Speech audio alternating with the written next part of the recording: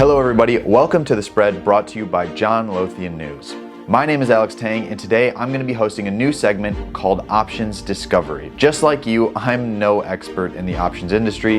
In fact, the entire point of this segment is to learn together through interviews with experts in the industry and self-discovery. Our goal here at John Lothian News is to cut down on your learning curve and make options accessible to everyone. And in order to do that, we need to explain what an option actually is. Just like for many of you, my journey to financial literacy was a struggle.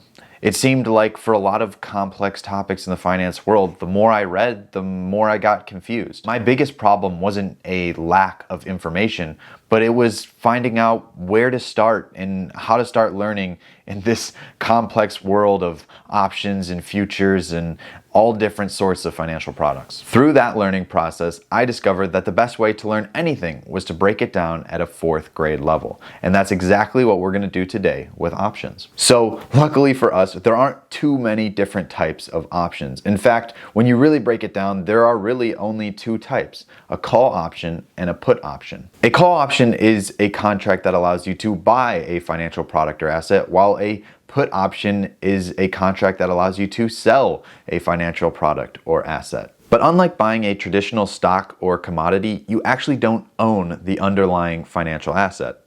Instead, you own a contract that gives you the right or option to buy that financial asset at some point in the future. No matter what option you're buying, whether it's a call option or a put option, there are really 5 different components that make up any options contract. Okay, so the first of the 5 components in an options contract is determining the options type. Now, we've actually already discussed this. It's whether you're buying or selling a call option or buying or selling a put option. And we're gonna talk about selling or writing an option in a later video, but for right now, let's just stick to the basic concepts. Okay, so the next part of any options contract is finding out what the actual underlying asset that you want to purchase is.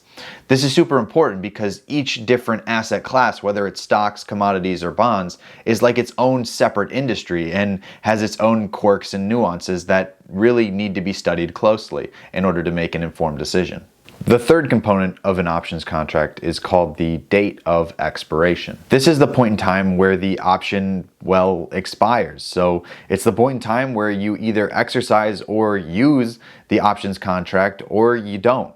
Unlike buying, let's say, futures contracts, you actually aren't required to exercise an option to buy the underlying asset. You actually have the choice not to use the option at all. The fourth component of an options contract is called the strike price. The strike price is an option buyer's desired price. This concept can get a little bit confusing, so I figured that the best way to explain it is with an example. Okay, so let's say you buy a call option on a stock with a strike price of $100. This means that no matter what the market price of that stock is, whether it's $110 or $98, you have the right or option to buy that stock at the $100 price point. If the market price goes to $105, you have the option to buy that stock at $100. If you do so, you can turn around and sell that stock immediately at the market price of $105, netting $5 as your payout. The same is true for buying put options, but instead of buying the underlying financial asset,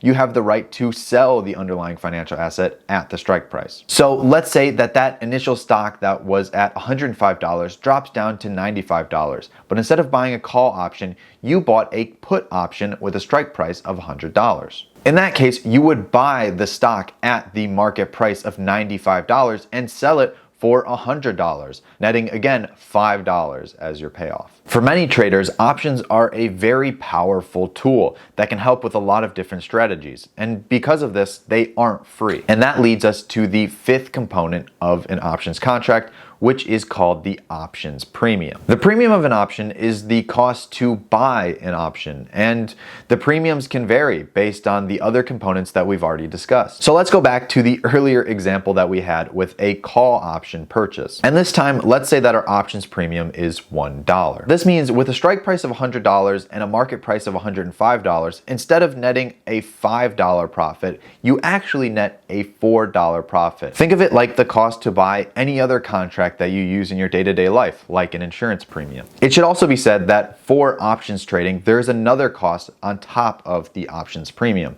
and that is the transaction cost. Just like options premiums, these costs and fees will decrease the profitability of any trader's options position. This is why they must become a factor into any trader's decision-making process. All right, everybody, this is going to be the end of the video.